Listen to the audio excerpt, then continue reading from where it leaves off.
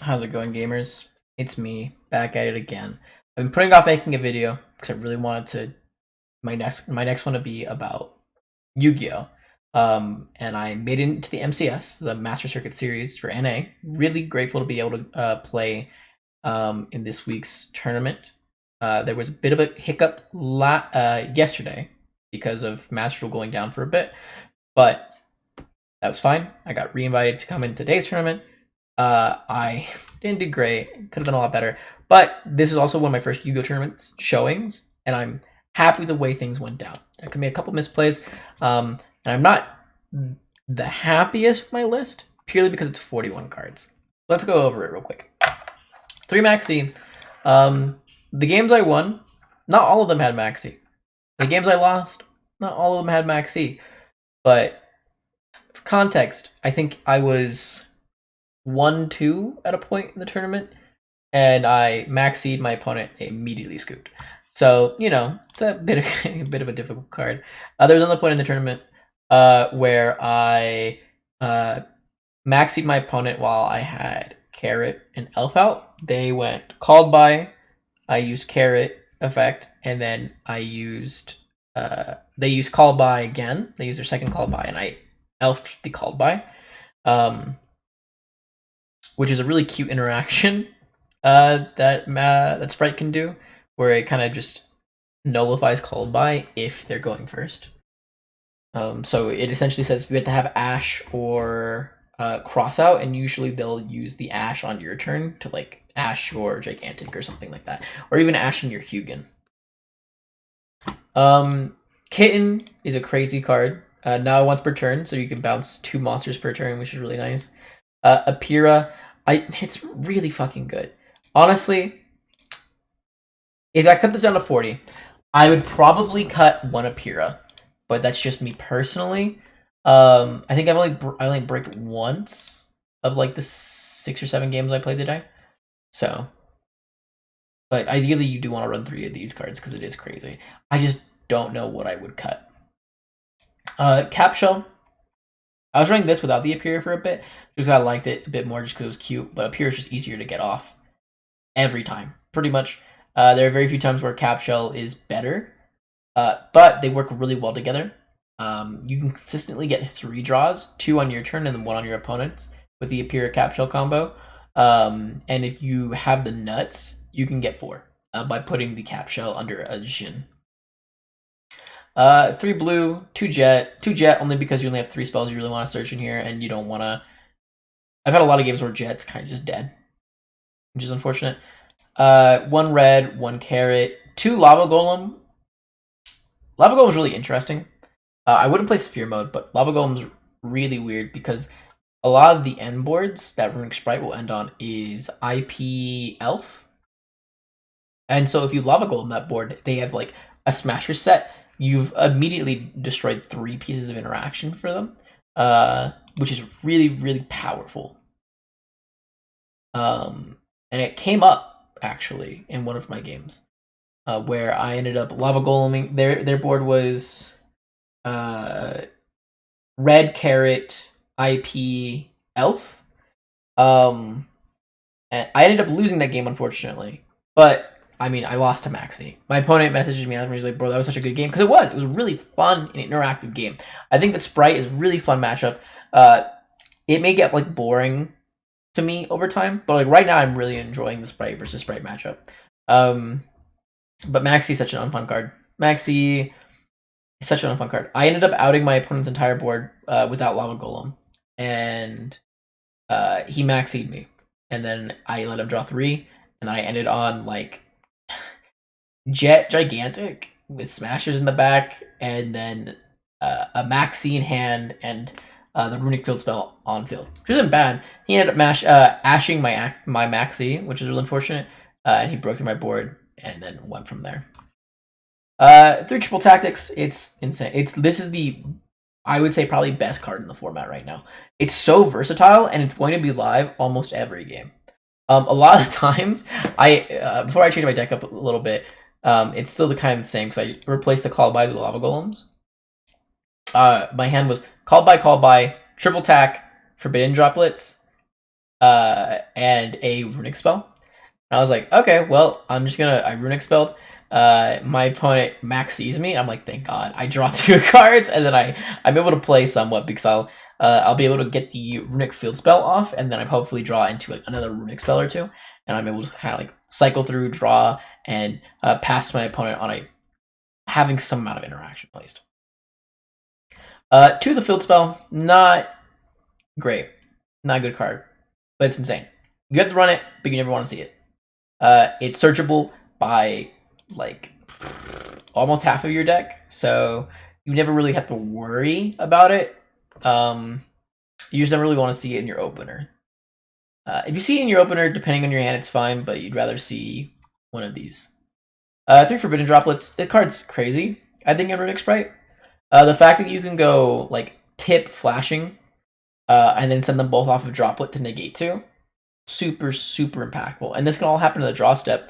And since your most prominent matchup will be Sprite, doing this all in the draw step means they can't respond with IP or Elf. So the idea is baiting out any amount of their interaction and then with your runic spells and then negating their monsters that are trying to respond. Like baiting out their carrot with like a tip or with like a flashing fire on their carrot or a flashing fire on the elf. And them tributing a monster, and then you just going Forbidden Droplet for just -1. It's not even like a -2 like it typically is, because you're still getting the value off of the flashing fire. 3 tip, 3 flashing. I think these are the best ones when it comes to runic spells, and then 2, 2, and 2 of slumber, freezing, and destruction. I want to play 3, I really do, but this deck draws a lot, right? If you guys have ever played Digimon before, it's similar in the way that like pretty much every one of these cards is going to be plussing you in some way or another.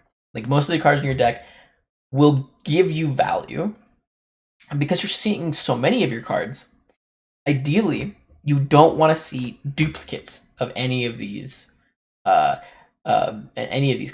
I actually ended up losing a game today because I almost fully outed my opponent's board, except for their maxi.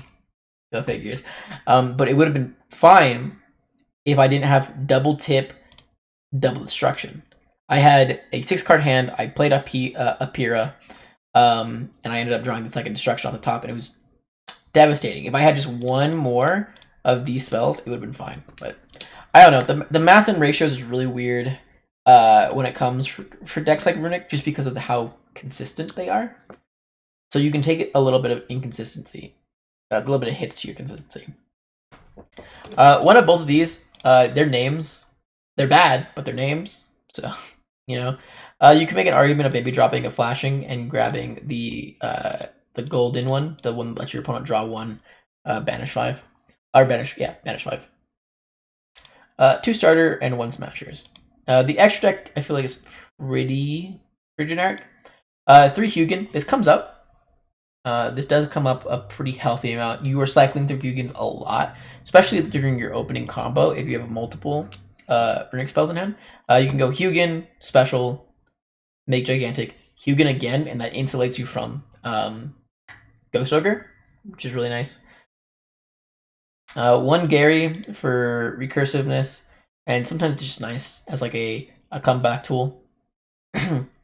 1 Jin. This is probably one of the weaker cards in the deck. You could cut it. It's cute, has some utility, but I've never really been like, wow, Jin Buster was the end-all be-all there. It was fine. 1 to be Maru. It's Kitten. That's it. It's just Kitten, but worse, kind of.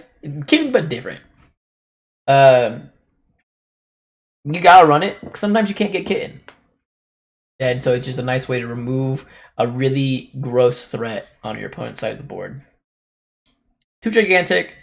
I think during the tournament I felt one time where I was like, I kind of wish I had a 3rd gigantic, but that was in a position where I'd already pretty much won the game, and it was just for me to really cement it. And there are other ways for me to go about it. 1 IP, 2 elf, really similar. Sometimes you'll really need the 3rd elf, but as long as you're playing smart, you probably won't. And then 1 Unicorn, an Avermax, an Appaloosa, and a Underworld Goddess of the Closed World. Looking at all of these, we've got Unicorn is a bounce. It's Kitten, but on your opponent's turn. That's crazy. We got Avermax. This card is pretty much unoutable to a lot of decks. You gotta get Sprite. It's really hard to out. Their main outs are if they have Underworld or if they have Smashers. Those are the only two ways that he can really out it. Otherwise, there's no other clean out. So if you can bait out their Smashers, typically decks only play one.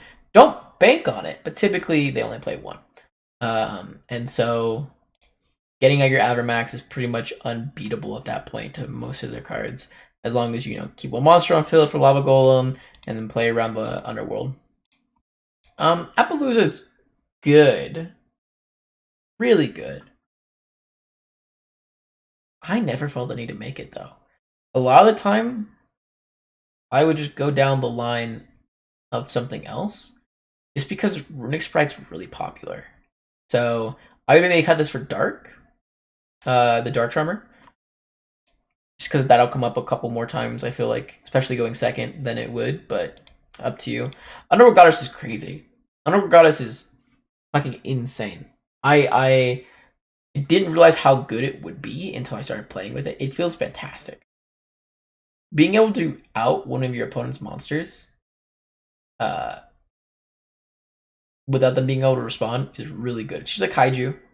It's just a kaiju. And it works really well against Sprite cards as well, because it negates Elf. Or it can negate Beaver. Things like that. Really good.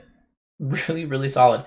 As well as it's immune to cards like Triple Tack and Smashers, because it has to be targeted. So if you're going against Pure Sprite, they have a really, really hard time outing this card. They have to beat over it with like a Gigantic. So yeah, that's the deck list. I would cut this down to 40. If I was to drop anything, it would probably be an Apira, but the consistency of my deck is not dropped at all by this 41 card metric. Like, really at all. And in the extra, I would drop Apo for Dark. Other than that, I think it's fine. I'm really grateful for the opportunity to come into the tournament. I hope I'll be able to join next week as well. And if not, totally fine. But yeah, thank you guys for watching my above average sprite list. Hope you guys have a great day. Goodbye.